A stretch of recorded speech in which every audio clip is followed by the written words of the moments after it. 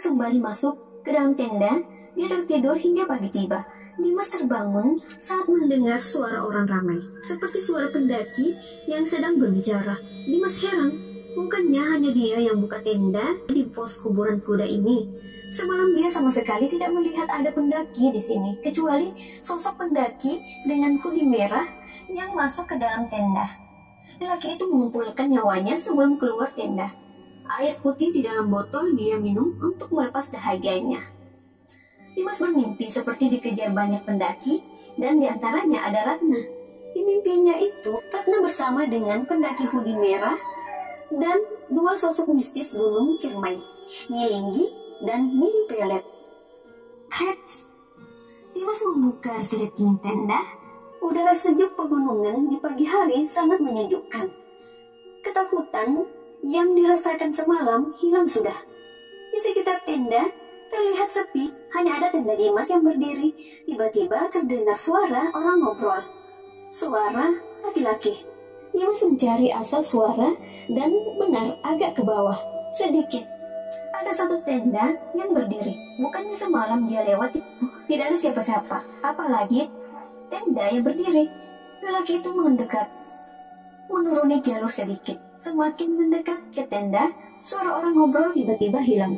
Dimas heran, bukannya tadi banyak suara orang, kok sekarang sepi? Astaga, apalagi ini? Padahal sudah pagi loh. Kenapa masih ada hal yang mistis? Sebenarnya hal mistis di gunung bisa terjadi kapan saja, baik pagi, siang, atau malam. Dimas mendekati tenda berwarna biru yang pintunya terbuka sedikit. Halo, ada orang? Tidak ada jawaban sama sekali. Kembali Dimas berteriak. Halo, apa ada manusia di dalam? Sebenarnya Dimas khawatir dan takut. Takutnya di dalam ada rombongan pendaki zombie itu. Ternyata, bang, lu orang bang. Satu orang pendaki dengan topi gunung keluar dari dalam tenda. Lah, gue orang. Lu lihat kaki gue, ini tanah. Wah, ayo masuk bang. Dimas masuk ke dalam tenda bersama satu orang pendaki yang tadi keluar. Ternyata di dalam tenda ada 4 orang pendaki lagi yang terlihat ketakutan. Lah, kok ada tenda di sini? Semalam gue lihat nggak ada. Kapan lu semua buka tenda di sini?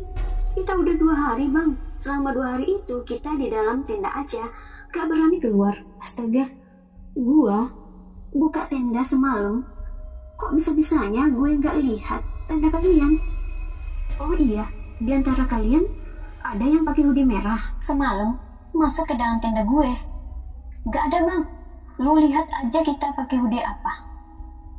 Gue juga dengar suara nesting dipukul. Gue pikir penghuni di sini iseng. Lu juga dengar nggak? Itu kita bang sengaja mukul nesting biar yang goib rada takut. Padahal mah nggak ngaruh. Jadi pendaki hoodie merah itu siapa?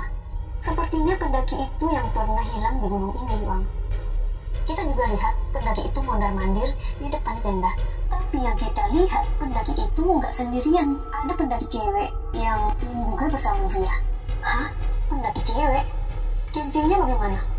Ternyata ciri-ciri yang dibilang sama pendaki di dalam tenda itu sama dengan ciri dari Ratna. Lu lihat ceweknya gimana? Gue lihat mukanya pucat bang. Gue sempat dengar dia ngomong Batu Lingga, tapi suaranya halus halus lirih. Itu teman gue yang hilang udah seminggu lebih. Apa bang? Itu teman lu. Ternyata selama di pos kuburan kuda, 5 pendaki yang ketakutan di dalam tenda pernah melihat sosok Ratna duduk sendirian menangis, kadang juga berdua dengan pendaki hoodie merah. Gue harus lanjut ke Batu Lingga. Dimas kembali ke tenda. Dia bersiap untuk mendaki sampai pos Batu Lingga. Ratna pasti ada di sana, entah masih hidup atau tidak. Batu Lingga dulu terkenal sebagai persinggahan Sunan Gunung Jati. Setelah Sunan Gunung Jati tidak berada di Batu Lingga, Nyi Linggi datang ke tempat tersebut. Dia ingin menggantikan Sunan Gunung Jati, dan tentu saja gagal. Sejak Nyi Linggi meninggal, kerap ada penampakan Nyi Linggi dengan sosok 2 ekor macan tutul. Nyi Linggi kerap dikenal sebagai sosok jahat yang sering mengganggu pendaki hingga tersesat dan hilang. Nini Pelet juga ada di Batu Lingga dengan ilmu pengasihan. Dimas melangkah cepat di jalur. Keinginannya untuk menemukan Ratna sangat kuat. Tiba di pos Pangalap, Dimas lebih waspada. Di sini ada 2 hewan jalak hitam dan tawang hitam yang menjemput. 2 hewan ini mengiringi Dimas sampai tanjakan Seruni. Tiba di pos Bapatere, Dimas menghentikan langkah. Di depannya, rombongan pendaki zombie itu menghalangi langkahnya. Salah satu dari mereka menghampiri dan menunjuk beberapa lubang di sekitar Bapatere. Lubang-lubang aneh yang mendadak ada, layaknya sebuah kuburan atau makam. Pendaki itu menunjukkan salah satu lubang. Di sana ada nama Ratna. Aku yang melihat itu tidak memperdulikan. Aku lanjut berjalan sambil membaca sholawat. Semakin mendekati rombongan pendaki yang terbujur di tanah, mereka tiba-tiba hilang. Malam menjelang, aku tiba di Batu Lingga.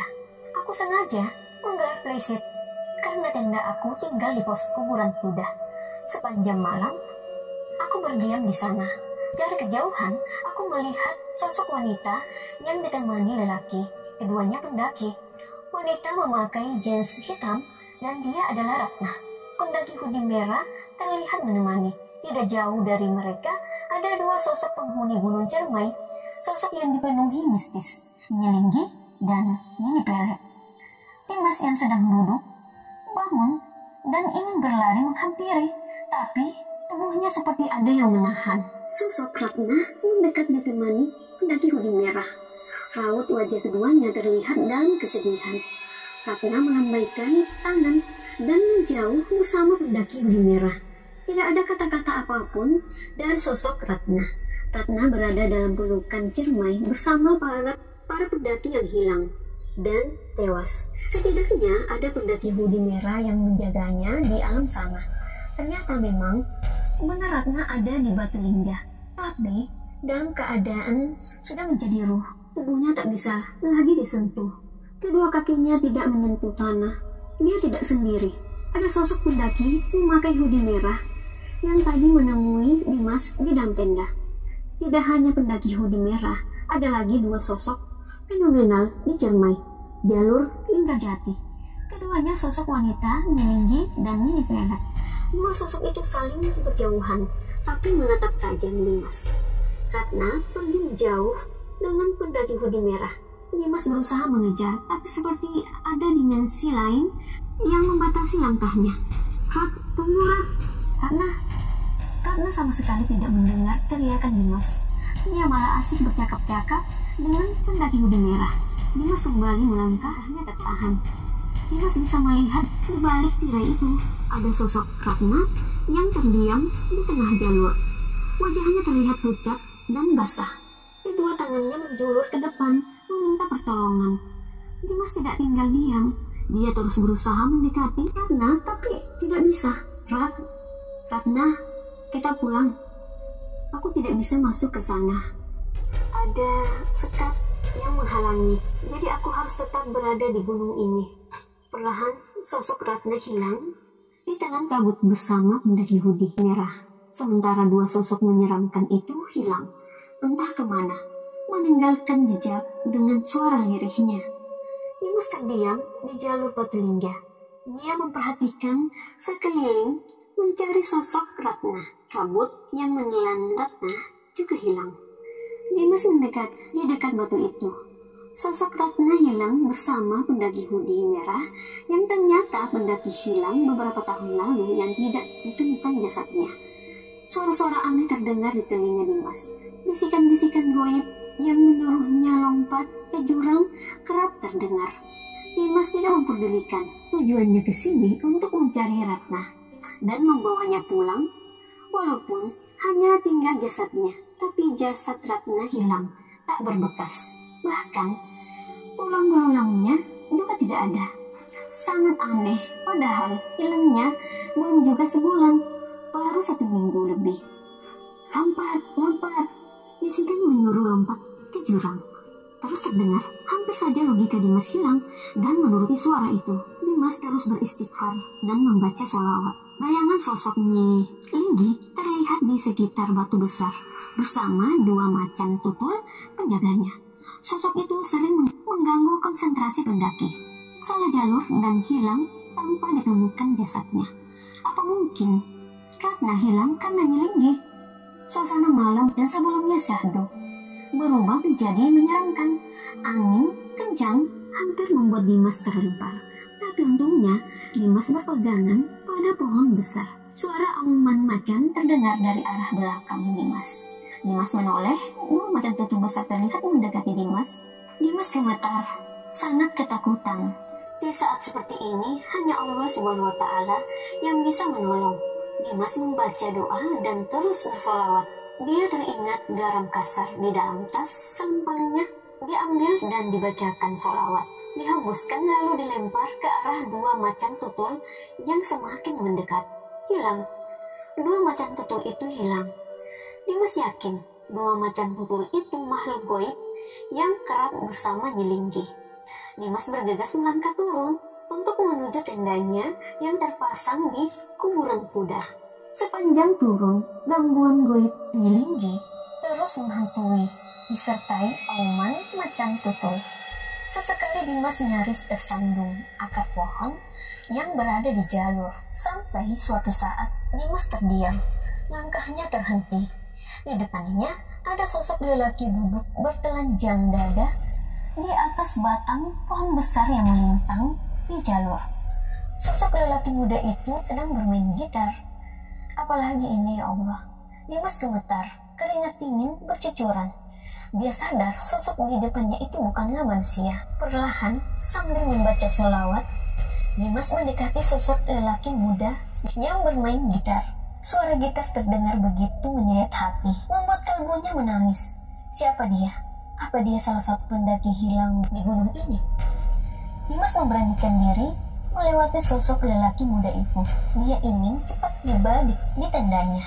Tubuhnya sudah lelah mengalami berbagai teror, tapi setidaknya hatinya lega sudah melihat sosok Ratna di Batu Lingga. Permisi bang. Dimas menyapa sosok lelaki itu yang masih bermain gitar. Tak ada jawaban sama sekali. Dimas terus berjalan dengan sesekali melihat ke belakang. Sosok lelaki itu masih ada, tapi pandangannya beralih menatap Dimas. Hati-hati bang. Sosok lelaki itu menyuruh Dimas berhati-hati. Dimas berhenti dan menoleh. Sosok lelaki muda itu sudah tidak ada. Sementara suara alunan gitarnya terus mengalun, syahdu, mengiris hati siapapun yang mendengarnya. Dimas kembali berjalan. Jalur yang semakin lama semakin membuatnya kesulitan melangkah. Kadang dia merangkak menuruni jalur sambil berpegangan pada pepohonan di pinggir jalur. Padahal saat naik, jalurnya tidak seperti ini. Jalur kembali normal. Dimas berdiri dan melangkah seperti biasa. Tiba di turunan, langkahnya berhenti kembali. Di sana ada dua orang pendaki yang sedang tiduran di jalur. Padahal keadaan jalur menurun. Bagaimana mungkin dua pendaki itu bisa tiduran di sana? Normalnya mereka pasti akan meluncur ke bawah. Dimas berhenti, menarik nafas, kembali membaca sholawat. Semakin dekat, ternyata dia sosok itu bukan pendaki, melainkan pocong dengan kain kafan berlumuran darah. Astaga, bangsat. Amarah Dimas sudah tak tertahan. Dia benar-benar letih, mengalami teror sepanjang jalur Cermai. Perasaannya campur aduk, takut, sedih, karena tidak menemukan Ratna dalam keadaan hidup. Dimas terus mengalami teror sepanjang jalur menuju pos kuburan kuda. Sosok lelaki muda bertelanjang dada yang bermain gitar memperingatkan untuk berhati-hati. Alunan petikan gitarnya sungguh menyayat hati, membuat bulu kuduk berdiri. Dimas sadar lelaki muda itu bukanlah manusia. Kemungkinan dia salah satu pendaki yang hilang, tersesat, dan tak bisa pulang. Gunung memang indah, tapi di balik keindahan terselip bahaya untuk para pendaki. Dimas terus melangkah sesekali kakinya tersandung akar pohon yang melintang di jalur. Tapi itu tak mematahkan semangatnya. Setidaknya dia sudah melihat Ratna, biarpun dalam wujud ruh. Jasadnya sama sekali tidak ditemukan. Bahkan tulang belulangnya Ratna hilang tanpa meninggalkan jejak. Hanya ruhnya yang menampakkan diri pada Dimas bersama pendaki hoodie merah dan dua sosok penunggu Ciremai yang tiba-tiba menghilang. Tak lama kemudian, Dimas tiba di pos kuburan kuda. Tendanya masih berdiri agak ke bawah sedikit. Ternyata tenda milik 5 orang pendaki sudah tidak ada. Kenapa tenda mereka tidak ada? Apa mereka sudah turun? Apa mungkin mereka bukan manusia? Karena tendanya sebelumnya tidak terlihat. Dimas bertanya dalam hati, tapi karena sudah kelelahan, dia tidak memperdulikan. Tapi perasaannya mengatakan 5 orang pendaki itu memang manusia. Mungkin mereka buru-buru